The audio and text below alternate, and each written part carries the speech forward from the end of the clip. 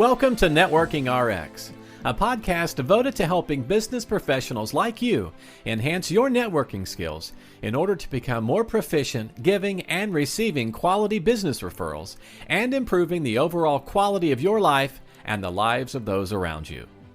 The Networking RX podcast is a production of AmSpirit Business Connections, an organization whose mission is to empower business success through networking.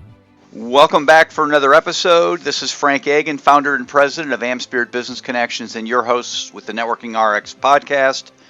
Thanks for tuning in. Thanks for subscribing. Today I want to share some thoughts related to an article I stumbled across in Success Magazine. It was actually the March-April 2021 issue of Success Magazine. And there's a short article in here by Simon T. Bailey. He's a best-selling author, Hall of Fame speaker, and teacher who's helped shape the lives of more than 2 million people. But in here, the article he has is called "The Future is Yours. Take these 3 steps to become quickly motivated." And he goes on to talk in the article about 3 things that you can do to kind of get yourself motivated, keep yourself on track, keep yourself on track. And I wanted to share those in the context of networking. Obviously, we look to get motivated in lots of ways. Go to the gym, meet with our financial advisor, get saving, meet the love of our life, and certainly grow our network, grow our professional network. So I want to kind of go through his 3 steps for becoming motivated and talk about them in the context of professional networking. Step number 1, celebrate your progress. I tell people that every day my network grows just a little bit. Every day I meet somebody and they connect me to somebody else. Every day I'm honing my relationship with other people, and I don't openly party or have a huge celebration, but I take comfort in knowing that every day it's building a little bit. I've said on this particular program in past episodes that building a network, building your social capital is like building your financial capital. Imagine putting dimes and nickels and pennies and quarters into a piggy bank day after day after day. In time, you're going to have a lot of money. Same thing with networking. Connecting with new people, reconnecting with old people, just having ongoing conversations, introducing people, giving referrals, encouraging people, all those little things will add to what you're doing, and you need to celebrate those things. You need to celebrate the fact that you just didn't sit in your office and do nothing, you actually did something. And some days that's hard. It's always so easy just to kind of kick back and pull up a spreadsheet or pull up a Word document and just kind of tinker away with whatever you've got in your life, whether you're an accountant, an attorney, or search engine optimization person. It's good that you get out and do things. So the first tip that Simon T. Bailey provides is celebrate your progress. The second tip is learn something new. He shares in a quick little quote here: adding to your skill set not only increases confidence and competence, but it also feeds innovation. Whether it's reading a book or enrolling in an accredited course, stimulating your mind is a great way to rekindle motivation. Same thing with networking. I have been teaching people how to network for the better part of 25 years. And I tell people I'm a student of it. Yeah, I mentor people, but I'm always learning. I'm always learning from other people. I'm learning from Matt Ward. I'm learning from Adam Connors. I'm learning from Michelle Murder. I'm learning from people I'm teaching. Everybody has something that they can offer, and I sit and I watch people. I certainly read books. I read articles, trying to get better at professional relationships, just trying to understand what they're all about. And we all learn in different ways. And you can learn however best serves you. I'm not telling you what courses you need to take or what you need to do, but you need to try and do something every day to hone your skills with respect to building relationships, whatever it is. I have been was enrolled earlier this year in a 12-week course through the bank program with Sherry Tree. Sherry Tree had devised it. Michelle Murder taught the course. Very insightful in teaching me how to build my social intelligence and really kind of become better at it. Am I done? No. I'm not sure what's next. There are certainly things people share with me, books that they've written.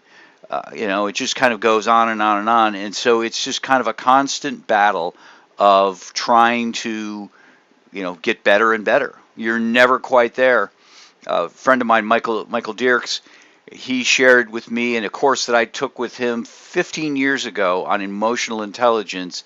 The question he asked, he said, "What's the largest room in your house?" Everybody thought about it and gave their answer. He says, "No, the largest room in your house is the room for improvement." And that's always stuck with me, that, there's always something I can be better at, and just continue to learn, continue to try and get better. So first two things, celebrate your progress. Second thing, learn something new. Third thing is also very important, keep good company. They say that we are the average of the 5 people we hang around with most.